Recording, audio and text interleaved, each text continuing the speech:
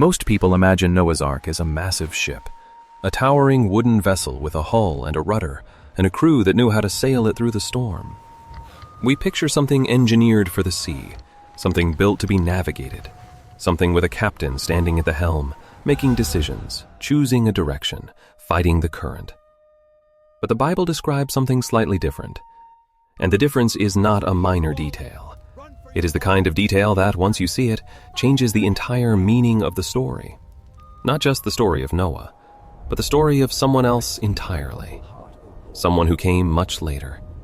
Someone whose beginning reads, if you look carefully enough, like a quiet echo of the flood, like the universe repeating itself on a smaller scale, like God using the same handwriting twice.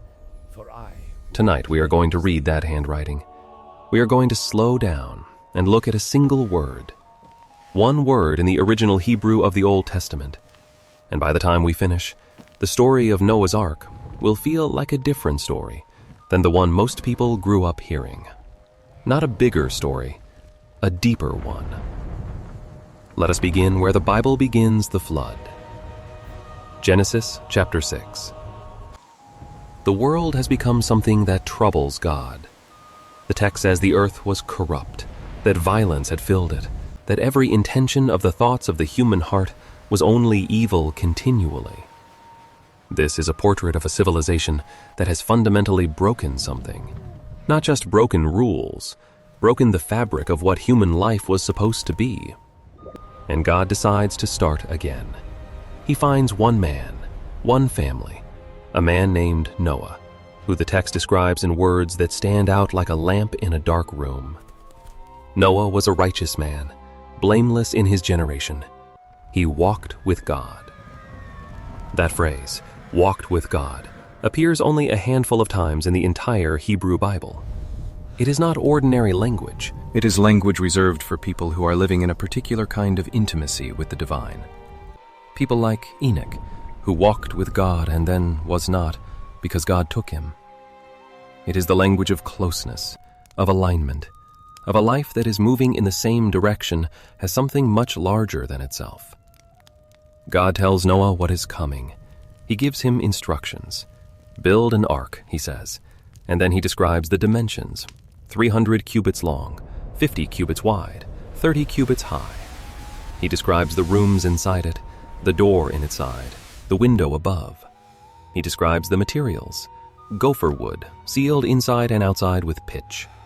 He describes who will enter it, Noah and his wife, and his sons and their wives, and the animals, 2 of every kind, 7 pairs of the clean ones, enough to carry the living world through the catastrophe and out the other side. The construction happens, the flood comes, 40 days and 40 nights of rain, and the fountains of the great deep burst open, and the windows of heaven are opened, and the water rises until the highest mountains are covered. Everything that breathed on the dry land died. And Noah floated on the face of the waters, not sailing, not navigating, not choosing the direction or fighting a current, simply floating, carried, waiting. And then the water begins to recede. The ark comes to rest on the mountains of Ararat. The dove goes out and returns with an olive branch, and eventually the earth is dry, and God speaks again and tells Noah to come out. And Noah comes out and builds an altar and offers sacrifices. And God makes a covenant and sets a rainbow in the sky as its sign, and the world begins again. This is the story most people know, and it is a profound story in the version most people know it. A story about judgment and mercy, about one family preserved through a catastrophe, about the human race being given a second chance, about God's commitment, sealed in the colors of light through water, to never again destroy the earth in this way. But there is a detail in this story that most translations do not make visible, a detail that lives in the original Hebrew, a detail that the English word ark quietly conceals, because ark is a word we use for this story, and essentially only for this story, which makes it sound unique, specialized, the name of a particular vessel in a particular ancient event. The Hebrew word is teba. And Teba is not a common word. It does not appear across the Hebrew Bible the way ordinary nouns do. It is not used for boats in general. It is not used for ships or vessels or any of the other watercraft mentioned elsewhere in the Scriptures. It is, in fact, used in only 2 places in the entire Old Testament. 2 places. And the second place is not in Genesis. The second place is in Exodus. Chapter 2, the beginning of the story of Moses. You know this story too. Pharaoh has issued a decree that all newborn Hebrew boys are to be thrown into the Nile. He is trying to stop the growth of a people he fears. He is trying to prevent the birth of a future. And a woman from the tribe of Levi gives birth to a son. She hides him for 3 months. She cannot hide him any longer. And so she does something that requires a particular kind of faith. She makes a basket. She coats it with bitumen and pitch. She places her child inside it. And she sets it among the reeds at the edge of the Nile. And she walks away. The Hebrew word for that basket is Teba, the same word used for Noah's Ark. Not a similar word, not a related word, the same word, the identical word. The mother of Moses builds a Teba and places her child inside it and releases it to the water, exactly as Noah built a Teba and was placed inside it with everything he loved and released to the flood. Now, before we go further, let us be precise about something. Teba does not mean basket in Hebrew. Hebrew has other words for basket. Teba is a word that appears to have connections to Egyptian, which makes sense for a text embedded in the Egypt of Exodus. In Egyptian, it may relate to a word meaning box or chest. What matters here is not its etymology, but its usage. The writers of the Hebrew Bible chose this specific, rare word, used nowhere else in the entire Scripture except these 2 stories, to connect these 2 moments. This was not an accident. In a tradition where texts were copied and studied and memorized, and where every word carried weight, this was a choice, a deliberate and meaningful choice. So what does the choice mean? What is the connection that the biblical authors were drawing when they used the same word for the vessel that saved Noah and the vessel that saved Moses? Let us look at the parallels and let them accumulate slowly, because there are more of them than most people realize. Noah is placed in a Teba to be preserved through a catastrophe of water. Moses is placed in a Teba to be preserved through a catastrophe of water. In both cases, the water is a force of death. The flood kills everything outside the Teba. The Nile, into which Hebrew boys are being thrown to die, is a river of death for Hebrew infants. In both cases, one person, or one family, is set apart from the destruction, preserved through what should have killed them, carried by the very element that is killing others. And in both cases, the one inside the Teba is not navigating. This is crucial. Noah does not steer the ark. There is no mention of a rudder or a sail or any mechanism of direction in the description of Noah's vessel. Noah goes into the Teba, and God closes the door. The text says that in Genesis 7, verse 16. The Lord shut him in. Noah does not shut himself in. He does not control the closure. He does not manage the journey. He is enclosed, sealed in, and then the flood comes and the Teba floats. And it floats where the water takes it. Until it doesn't anymore. Until it rests. The baby Moses is placed in the Teba by his mother. He does not place himself. He cannot. He is an infant. He has no agency over his own preservation. His mother releases the vessel to the Nile, and it floats. Miriam, his sister, watches from a distance, but no one is steering. No one is navigating. The Teba goes where the current takes it, until Pharaoh's daughter comes to bathe and hears the sound of crying and reaches into the reeds and finds the child. In both stories, the Teba carries its passenger to exactly the right place. Noah's Teba comes to rest on the mountains of Ararat, precisely where the world can be repopulated. Moses' Teba comes to rest precisely where Pharaoh's daughter will find it, precisely the person in Egypt who has both the power to save a Hebrew infant and the compassion to do so. In both stories, the destination is not the result of the passenger's navigation. It is the result of something else, something that the text implies but does not name too directly. A current beneath the current, a hand behind the water. There is another layer here that is worth sitting with. Both stories are about the preservation of something through which the entire future will flow. Noah carries the genetic and biological future of humanity through the flood. Without Noah, there is no future human world. He is not simply one man being saved. He is the vessel of everything that comes after. Moses carries, in his particular preserved life, the liberation of an entire people and the giving of a law that will shape civilization for thousands of years. Without Moses, there is no Exodus. Without the Exodus, there is no covenant at Sinai. Without the covenant at Sinai, there is no Torah. Without the Torah, there is, in a very real historical sense, no Judaism, no Christianity, no Islam in the form we know them. The baby in the basket is not simply one infant being saved from a cruel decree. He is the vessel of everything that comes after. The Teba in both cases is carrying the future of the world, sealed against the water, floating on the very force that is trying to destroy what it contains, protected from the inside by something the text does not fully explain. But here is where something interesting begins to emerge, because the connection between these stories does not run only from Noah to Moses. It runs in both directions. When the author of Exodus chooses to use the word Teba for Moses' basket, he is doing something very specific to the way we are supposed to read the story of Moses. He is saying, without saying it, remember Noah. Remember what that story was about.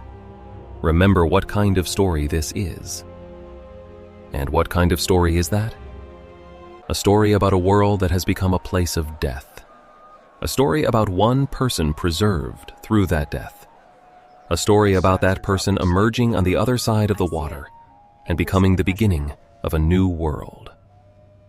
Moses emerges from the Nile and becomes the man who will lead his people through another body of water, the Red Sea, from slavery into freedom, from the world that was into the world that will be. He is, in the structure of the narrative, a new Noah. Not in every detail, not in a rigid one-to-one correspondence, but in the shape of the story, in the arc of it, if you will forgive the word. The flood in this reading is not merely a historical catastrophe preserved in ancient memory. It is a pattern, a recurring structure in the way the biblical authors understood how God works in the world. The world fills with a kind of death. One person, or one people, is enclosed in something that protects them. They pass through the water that is killing everything else. They emerge on the other side. A new world begins. And the Teba is the hinge. The Teba is the object that makes the passage possible. It is not a heroic object. It is not impressive in the way that a warship or a great cathedral or a monument to human achievement is impressive. It is a box. It is a sealed container. It protects not by being powerful, but by being closed, by keeping the water out, by surrounding its passenger with a boundary that the flood cannot cross. Its genius, if you can use that word for a box, is entirely passive. It does not fight. It does not escape. It does not overcome the water. It simply floats. And the water does what water does. And inside the floating box, there is breath. There is life. There is the beginning of what comes next. There is something quietly profound about that image for anyone who has ever been through a period of life that felt like a flood, a season when the water was rising, and there was nothing to do except stay inside whatever container was keeping you dry and wait for the water to recede. Those seasons do not feel heroic while you are in them. They do not feel like navigation. They feel like floating, like being carried by something you did not design and cannot control, in a direction you have not chosen, and hoping with everything you have that wherever you land will turn out to be a mountain rather than the middle of the sea. Noah does not know while he is floating that he will land on Ararat. He does not know that the dove will eventually come back with a leaf. He does not know that the rainbow is coming. He only knows that the door is shut and the water is everywhere, and he is still breathing. The mother of Moses does not know, when she releases the basket into the Nile, that her son will be found by Pharaoh's daughter. She does not know that her daughter will be there, watching, and will offer to find a Hebrew woman to nurse the child, and that the woman she brings will be the child's own mother. She does not know that the child in the basket will one day stand at the edge of another sea and lift his staff, and the water will divide, and a whole people will walk through on dry ground. She only knows that she cannot hide him any longer, and that the basket is sealed, and that she has done what she can do. Both of them act on something that the text calls in other places emunah, usually translated as faith. But emunah in Hebrew is a richer word than the English faith captures. It comes from a root that means to be firm, to be stable, to be reliable. It is related to the word amen, which means something like, so it is, or truly, or let it be confirmed. Emunah is not the absence of evidence. It is the orientation of the will toward something reliable, even when that reliability cannot be verified in the present moment. It is what allows you to seal a box and put it in the water and believe, not with certainty, but with emunah, that the current is not random. And this is where the tebah becomes something more than a wooden object. It becomes an image of a particular kind of trust. The trust that says, I cannot navigate this. I cannot control where this goes. I cannot fight this water, or outrun it, or make it stop. But I can stay inside what protects me. I can stay sealed. I can keep breathing. And I can release the outcome to whatever it is that has its hand on the current. Noah builds the tebah. He builds it for decades, by most traditional reckonings. He builds it according to specifications he did not invent. He uses materials he was told to use, and dimensions he was given. The design is not his. The plan is not his. His work is faithfulness to a plan that came from elsewhere. And when the tebah is finished, and the door is shut, his work is done.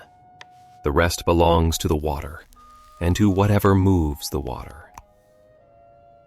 The mother of Moses makes a tebah out of what she has. She does not have gopher wood and decades of preparation. She has reeds and bitumen and pitch, and the desperate creativity of a parent trying to save her child. She makes what she can make, as well as she can make it, with what she has. And then she lets go. There is a word in Hebrew for this letting go. It is shalach. It means to send, to release, to let go. The same word is used when God sends Moses back to Egypt. The same word is used for the release of the scapegoat on Yom Kippur, the Day of Atonement, when the high priest places the sins of the people on a goat and sends it into the wilderness. Shalach carries with it the weight of intentional release.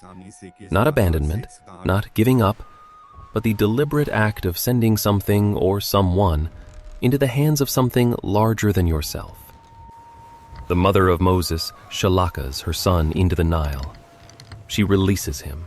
She sends him. Not because she does not love him, but because she loves him so much that she will trust the current rather than keep him hidden until the soldiers come.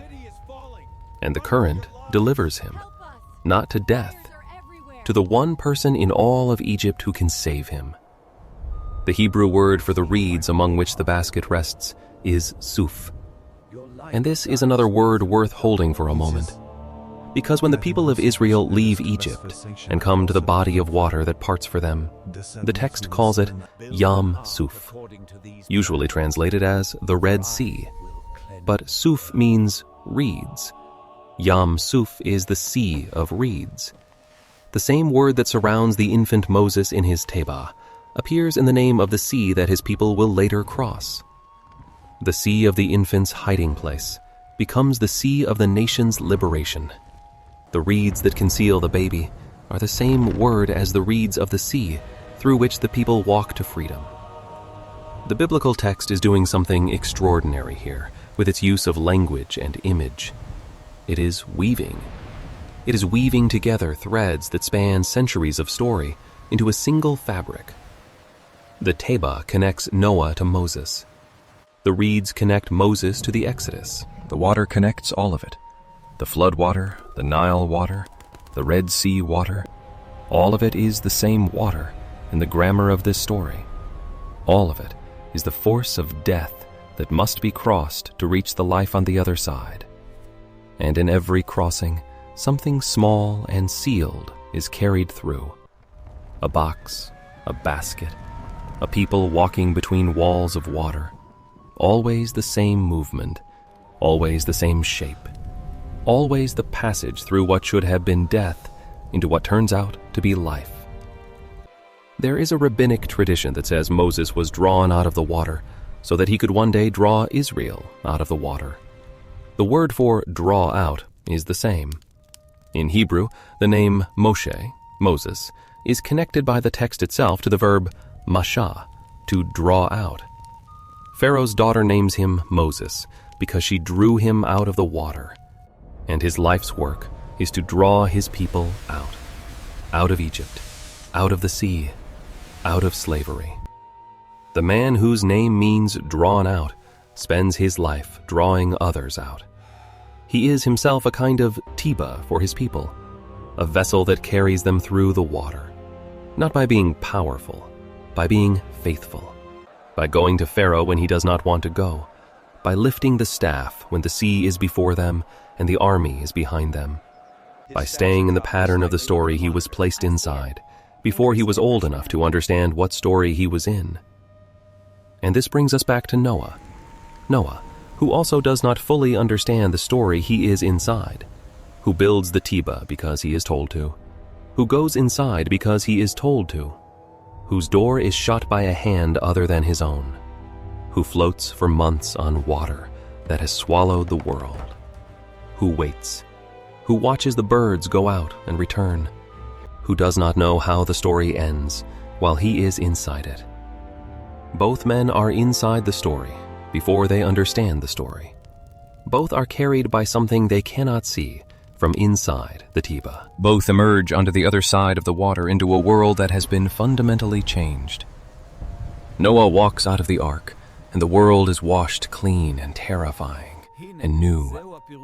Moses crosses the Red Sea and turns and watches the water close over the army of Egypt, and the world of slavery is gone, and the world of the covenant is beginning, and he sings a song, the oldest song in the Bible by some reckonings, the song of the sea, a song about what the water did and what the water could not do.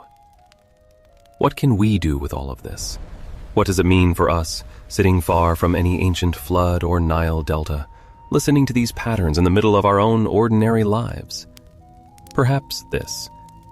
The Teba is an image of a particular kind of safety, not the safety of the fortress that keeps the danger at bay by being stronger than it, not the safety of the warrior who defeats the enemy by being more powerful, but the safety of the sealed vessel, the safety of the thing that is not stronger than the water, but is closed to it, that keeps its interior dry, not by stopping the flood, but by maintaining its boundary, by not letting the water in.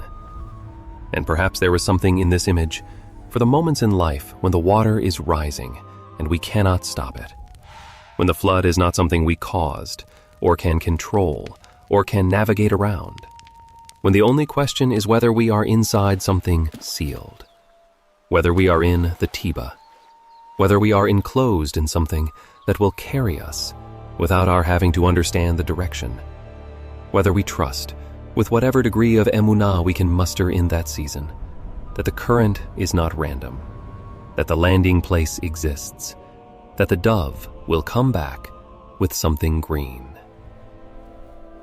Noah did not know when he built the Teba that he was also building a story. He did not know that centuries later a mother in Egypt would make a smaller version of what he made, and that the same word would be used, and that readers would one day slow down long enough to notice the connection and let it mean something. He was just building a boat because God told him to. He was just doing the next thing. He was just sealing the wood and trusting the pitch. But the story he was inside was larger than what he could see. The pattern he was part of was longer than his own life. He was one instance of something the universe seems to do over and over. This movement of preservation through water.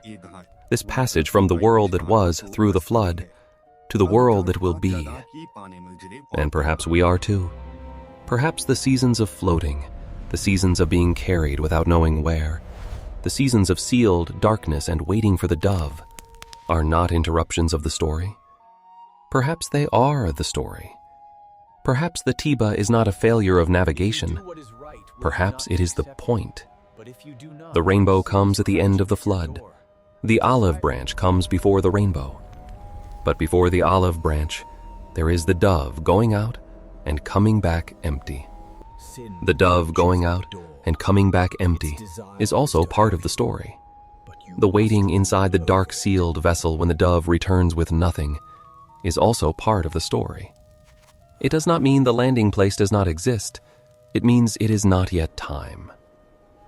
Noah sends the dove out again. He waits 7 more days. The dove goes out again, and this time it comes back with something green in its beak. The water is receding. The mountain is near. The door will open. The world is not gone. It has been waiting underneath the flood for the right moment to reappear. There is a detail in the story of Noah's Ark that changes the story. It is a single word. Tiba, used here in the oldest surviving story of salvation through water, and used once more in the quiet reeds of a river in Egypt, wrapped around the beginning of a life that would change the world. The word connects the stories, the way a thread connects 2 pieces of cloth. Pull the thread and both pieces of cloth move. Read the word carefully, and both stories open wider than they were before. What you carry through your flood is not nothing. Where you are going is not random. The door was shut from outside, which means the one who shut it knows the destination. The landing place is a mountain, and when you come to rest, when the floating finally stops, and the ground is solid beneath you again, it will be time to build the altar and make the offering and look up at the sky. The rainbow is the color of light moving through water. It cannot exist without both the light and the water. The sign of the covenant is made from the very thing that almost destroyed everything. And it is beautiful. It is one of the most beautiful things in the world. It only appears after rain.